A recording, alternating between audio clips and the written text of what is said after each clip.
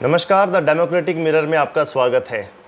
UPSC 2021 का परिणाम आ चुका है और आज हमारे साथ हैं ऑल इंडिया 14वीं रैंक हासिल करने वाले अभिनव जैन। अभिनव, आपका बहुत बहुत स्वागत है और इस सफलता के लिए आपको बधाई। Thank you. एक बड़ा बेसिक सवाल है कि क्या यूपीएससी वाकई में टफ है? यूपीएससी बिल्कुल, यूपीएससी कोर्स वाइज मैं नहीं बोलूँगा टफ़ है, लेकिन जब वो आपके जज्बे को परखता है, आपकी मेहनत को परखता है, वो बिल्कुल मेहनत टफ़ है। और काफ़ी आपके चरित्र की भी टेस्टिंग होती है during the process, not only आपके नॉलेज की। तो उस संदर्भ में मैं बिल्कुल कहूँगा यूपीएससी मुश्किल भी है और आसान भी, क्योंकि जो ये समझ जाए कि मेरी मेहनत सिर्फ एक उस एग्ज़ाम की नहीं है, मेरी मेहनत कंटिन्यूसली अपने आप को निखारने की है, जो मैं पाना चाहता हूँ उसको अचीव करने की डेडिकेशन की टेस्टिंग है, तो उसके लिए फिर जर्नी आसान हो जाती है। हम आपकी सफलता के बारे में पूछेंगे, उससे पहले हम जानना चाहेंगे आपकी बेसिक एजुकेशन कहाँ से हुई और यूपीएससी की तैयारी आपने कब से शुरू की? मैं दिल्ली में ही बॉर्न एंड ब्रॉट अप हूँ। दिल्ली से ही मेरी स्कूल की पढ़ाई दिल्ली से हुई है। ग्रेजुएशन मैंने आईआईटी खड़गपुर से किया है और वहाँ से ग्रेजुएशन के बाद मैंने 3 साल जॉब भी करी थी प्राइवेट सेक्टर में, और फिर यूपीएससी की पढ़ाई मैंने खुद ही करी थी। और ये 2017 से मैंने एग्ज़ाम देना शुरू किया था। 2017 से मेरी पढ़ाई शुरू हुई यूपीएससी की। 2017 से? हाँ जी। तो उससे अब ये पहला प्रयास में आपकी कौन सी मेरिट में थे? पहले प्रयास में मैं इंटरव्यू तक गया था और मैं 5 मार्क्स से मेरे फाइनल लिस्ट में रह गया था। दूसरे प्रयास में मेरा प्रीलिम्स नहीं हो पाया था और फिर तीसरे प्रयास में भी मैं 1 नंबर से लिस्ट में मिस हो गया था, तो जिसकी वजह से मुझे बहुत हताशा भी हुई थी। और बाद में फिर मेरा पोस्टल सर्विस में सिलेक्शन हो गया था, बट फिर मैंने एक अटेम्प्ट स्किप किया था। काफ़ी उस टाइम पे मेरी ज़िंदगी में लो सिचुएशन भी आई थी कि मैं एग्ज़ाम दूँ नहीं दूँ, तो उसके बाद ये मेरा 4th अटेम्प्ट था जिसमें मेरी 14th रैंक आई। हताशा आपकी ख़त्म हो चुकी है तो इस पे हम बात करेंगे कि जो तैयारी करते हैं विद्यार्थी, ये हताशा उनके लिए बहुत बड़ी चुनौती होती है कि वो अगर इसमें फेल होते हैं तो आगे का रास्ता उनके लिए बड़ा मुश्किल होता है। तो मेरा सवाल आपसे है कि अगर कोई यूपीएससी क्लियर नहीं कर पाता तो क्या वो योग्य और चीज़ों के लिए नहीं है? अपने आप को कैसे मोटिवेट करें, क्योंकि उनमें ऐसा तो कह नहीं सकते कि वो योग्यता में किसी से कम है। नहीं, बिल्कुल। मैं कई ऐसे लोगों को जानता हूँ जिन्हें मैं अपने से ज़्यादा काबिल समझता हूँ और किसी भी कारणवश उनका इस एग्ज़ाम में नहीं हो पाया। तो एग्ज़ाम में होना नहीं होने से अपनी काबिलियत को मापना मेरे हिसाब से गलत है। और आपको ये देखना चाहिए, जो मुझे लगता है जो यूपीएससी की प्रिपरेशन कर रहा है 3 साल 4 साल 5 साल अगर इस चीज़ में लगा रहा है, तो वो एक तरह से देश के बहुत ही बेहतरीन और काबिल युवाओं में से एक है। और उनके लिए अब आजकल सरकार खुद से भी काफ़ी अपॉर्चुनिटीज़ लेके आ रही है, बट और साथ ही साथ उनके टैलेंट को जो सही लोग हैं, चाहे वो स्टार्टअप की दुनिया में हो या पढ़ाई के क्षेत्र में हो, वो समझ रहे हैं। और मेरे नज़र में उनकी काबिलियत मेरी मेहनत से कहीं ज़्यादा है कि क्योंकि उन्होंने इतनी परिश्रम किया, मेहनत की, सफलता का फल मिला या नहीं मिला वो एक अलग बात है, बट एक संघर्ष से उनके कैरेक्टर में जो इम्प्रूवमेंट आई है वो बहुत ही कमेंडेबल है। तैयारी की बात करें तो एक सेल्फ स्टडी और कोचिंग, इस पे बहुत विरोधाभास होता है। तो आपने जो इस बार सफलता हासिल की, तो आपकी कोचिंग और सेल्फ स्टडी में कितना उसमें अनुपात रहा? किसको आप ज़्यादा श्रेय देंगे? मैं अपने में, और ये मैं समझूंगा कि ज़्यादातर सभी क्लियर करने वाले कैंडिडेट्स में भी सेल्फ स्टडी का सबसे ज़्यादा इम्पोर्टेंट रहती है। कोचिंग से आपको एक गाइडेंस कहते हैं कि मिल जाती है, बट जनरली सेल्फ स्टडी आपको खुद ही करनी है। मतलब अगर समझा जाए तो द्रोणाचार्य ने सभी शिष्यों को एक तरह से पढ़ाया था, बट ये अर्जुन की खुद की मेहनत थी जिसकी वजह से वो सर्वश्रेष्ठ धनुर्धर बन पाया। तो वो उसकी सेल्फ प्रैक्टिस ही थी और आपकी सेल्फ स्टडी ही होती है जो आपको यूपीएससी की जर्नी में रिजल्ट लाने में रिजल्ट देती है, सहयोग करती है उसमें। बिल्कुल बिल्कुल। एक कहा जाता है कि रोज़ाना 12 से 15 घंटे की पढ़ाई बहुत ज़रूरी है। आप कितना सहमत हैं इस चीज़ से?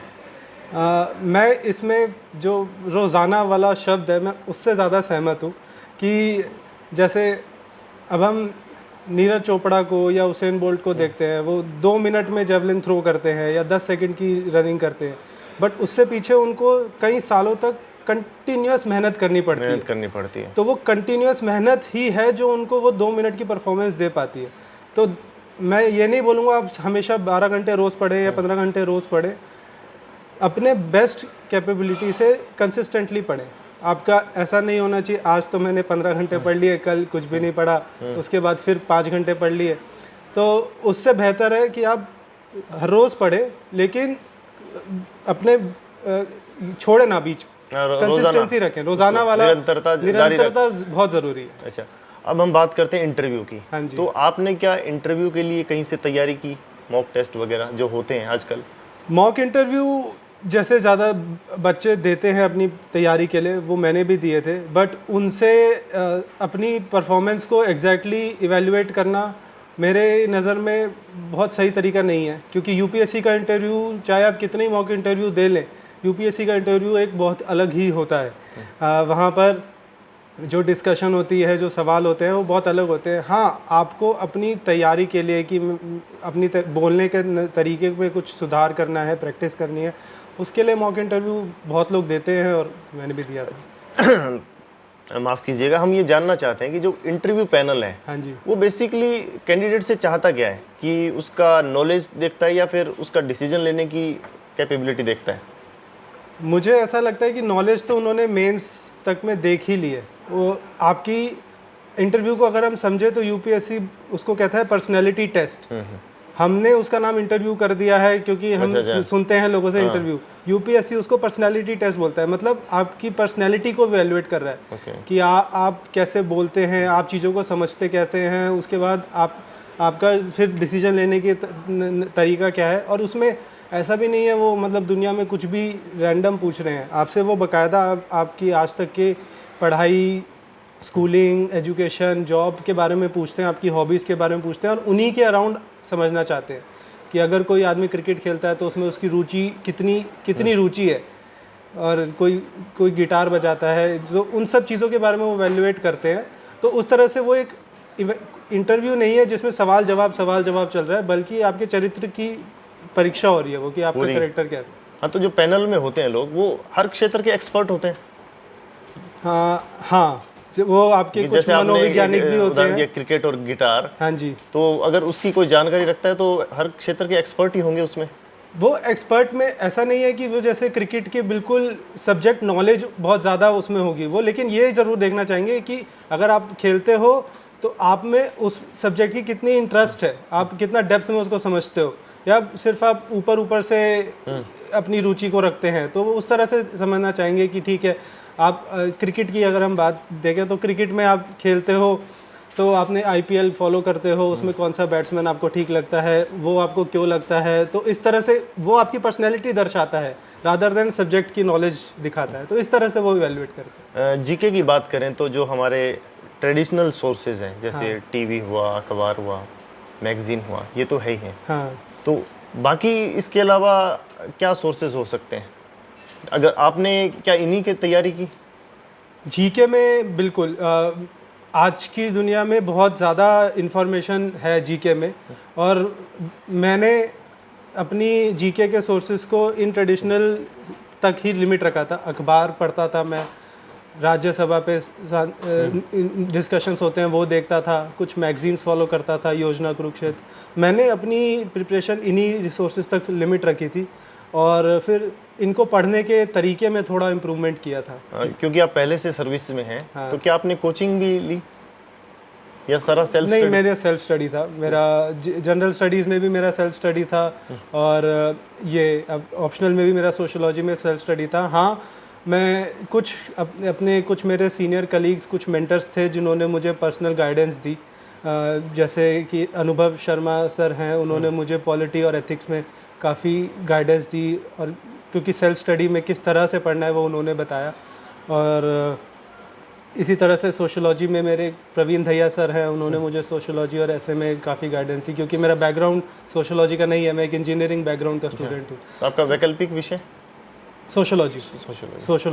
अच्छा। तो सोशियोलॉजी समाजशास्त्र से, तो उसमें क्योंकि एक इंजीनियरिंग से फिर ये ह्यूमैनिटीज़ के सब्जेक्ट में थोड़ा सा आपको नज़रिया बदलना पड़ता है, तो गाइडेंस मिली थी। हम फिर से इंटरव्यू पे आएंगे कि हाँ जी। इंटरव्यू में कोई ऐसा सवाल जो आपको लगा कि आपको बड़ा हटकर पूछा गया है, या फिर ऐसा सवाल जो क्लिक करता हो माइंड में आपसे? वैसे तो सारे सवाल ही काफ़ी हटकर थे, बट एक सवाल था कि जैसे मैं जॉब करा हुआ हूँ पहले, तो उन्होंने मेरी प्राइवेट जॉब की नौकरी को सरकारी जॉब से कंपेयर किया था, और कैसे मैं वहाँ की अपनी लर्निंग्स को यहाँ ला सकता हूँ, और इतने सालों तक फिर प्रिपरेशन करने के बाद भी सक्सेस जैसे नहीं मिल रही थी, तो उसमें मेरी क्या लर्निंग्स रही थी। तो इन चीज़ों को जो मैं बोलता हूँ वो काफ़ी काफ़ी इन डेप्थ सवाल थे, जिसके लिए मुझे अंदर तक अपने आप को झंझोड़ना पड़ा जवाब देने के लिए। हाँ, एक जनरल सवाल है कि इंटरव्यू पैनल पे ही हम पूछेंगे कि मान आप पहले से सर्विस में, लेकिन मेरिट में आप कम रह गए थे। हाँ। तो क्या इन चीज़ों पे उन पे थोड़ा असर पड़ता है कि यार इस बार इस लड़के के साथ थोड़ा सा न्याय करना चाहिए, या उन लोगों को इस चीज़ से कोई फ़र्क नहीं पड़ता?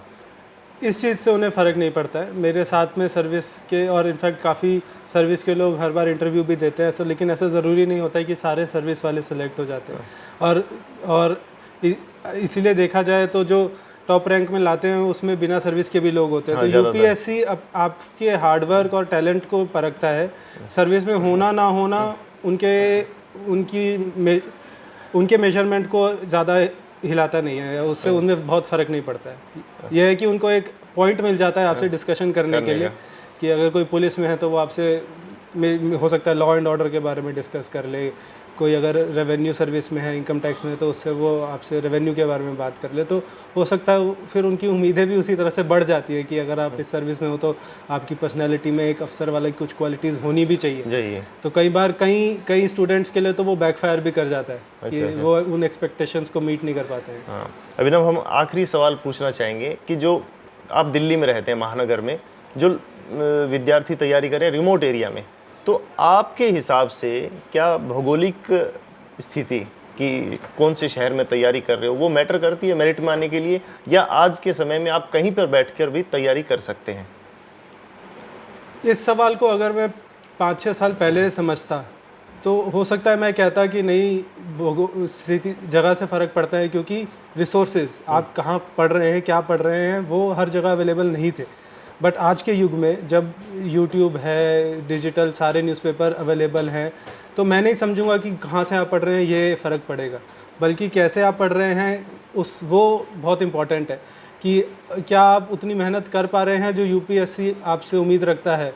तो उससे आप चाहे एक गाँव में बैठे हैं या फिर एक शहर में बैठे हैं, उससे मेरे हिसाब से तो फ़र्क नहीं पड़ता है। तो आपने देखा, अभिनव का कहना है कि आप चाहे कहीं से भी ताल्लुक़ रखते हो, चाहे छोटा शहर हो चाहे गांव हो, आपके हौसले बुलंद होने चाहिए।